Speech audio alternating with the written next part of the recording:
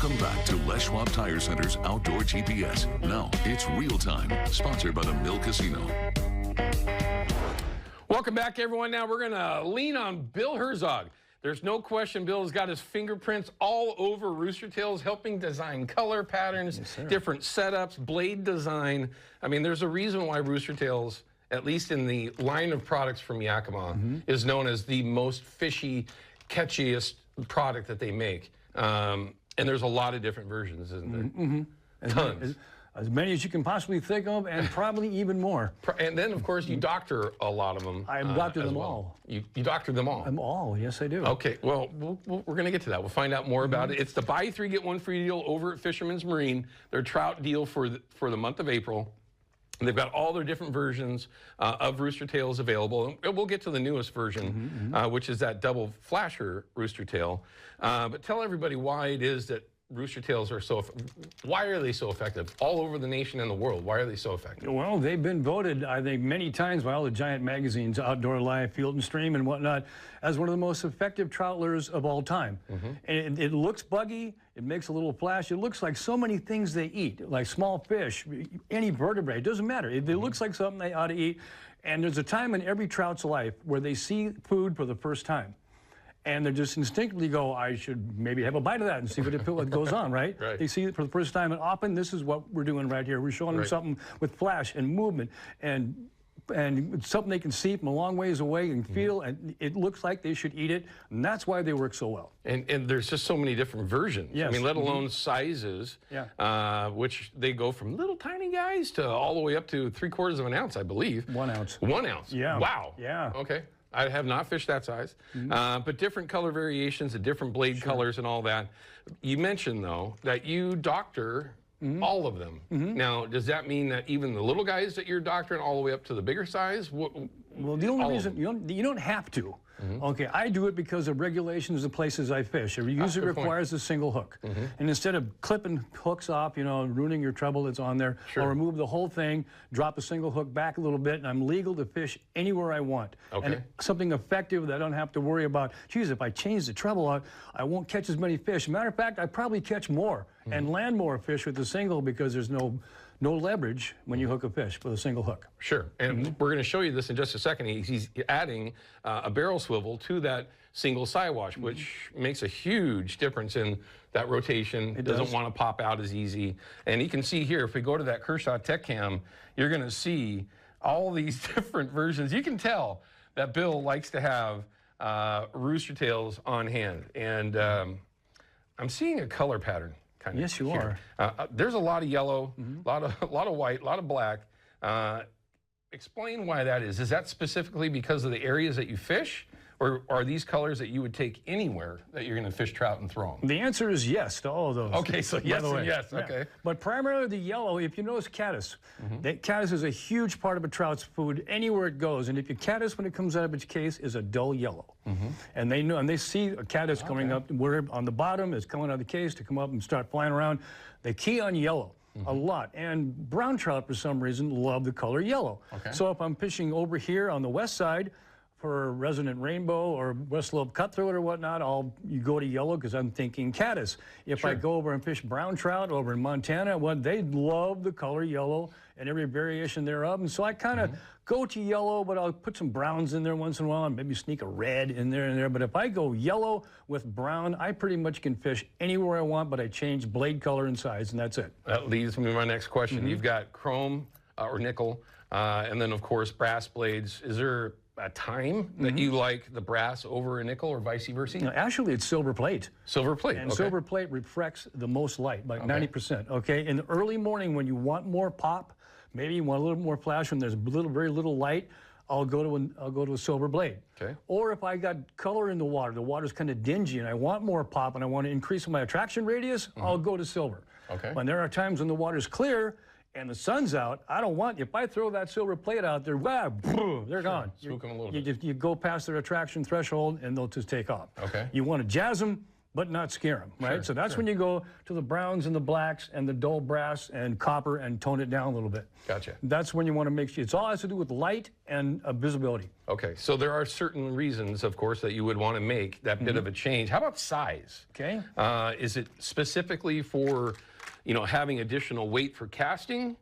Or is it profile that you're looking for, a combination? What would make you go from, say, a smaller size, and forgive me, everyone, I'm terrible with these sizes, but you got little tiny guys like that, all the way up to an ounce like Bill had mentioned. Right.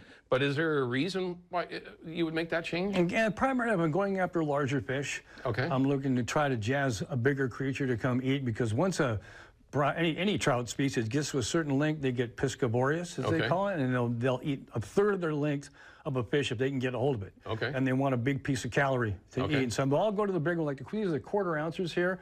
They're a little larger profile, blade, a little longer lure, looks like something more maybe fishy. Not just buggy. I'm looking more fish then. But if I want it all around, I'll go to the 1/8 ounce.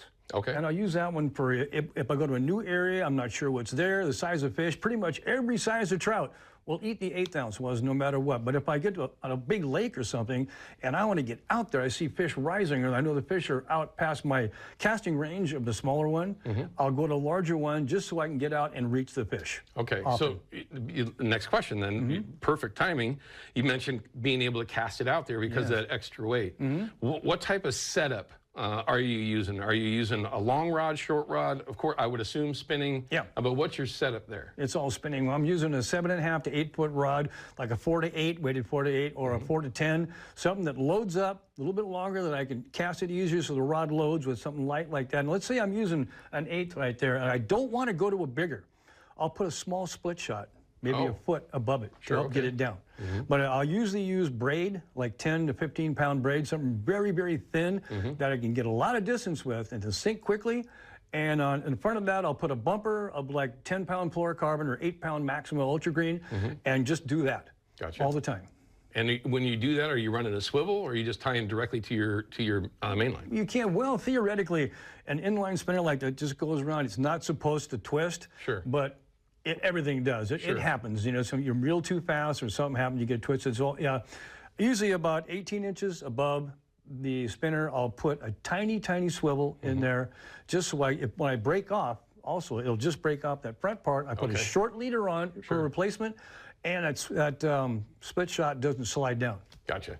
Stops right there at that swivel. Yeah, it does. Okay, makes perfect sense. You want to keep the twist out of your main line. Yeah. Because I would assume that with this new one that you helped design or design is now, let's get a shot with that Kershaw Tech Cam again. It's a double flash rooster tail. Now it's actually a 2-bladed rooster tail.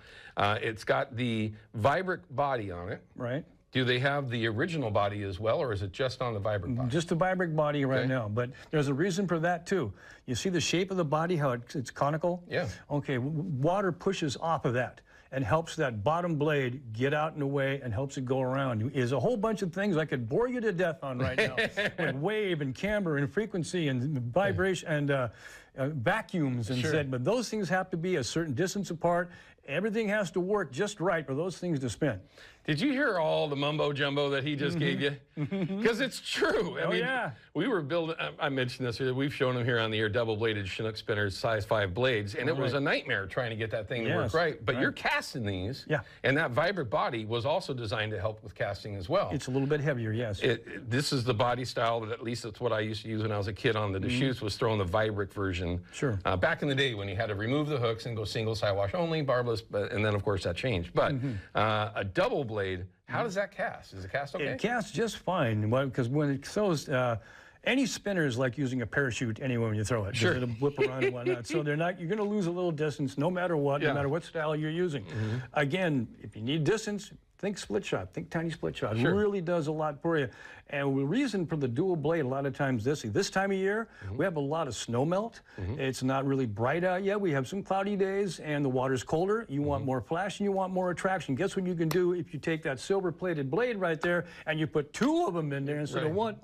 Double up the vibration, double up the flash. And it does make a difference, you bet. And I would assume that it might change how it fishes a little bit, maybe a little bit more lift when you're actually retrieving it or as it's drifting? As you're exactly right. Okay. Yeah, exactly. But again, it actually acts the same.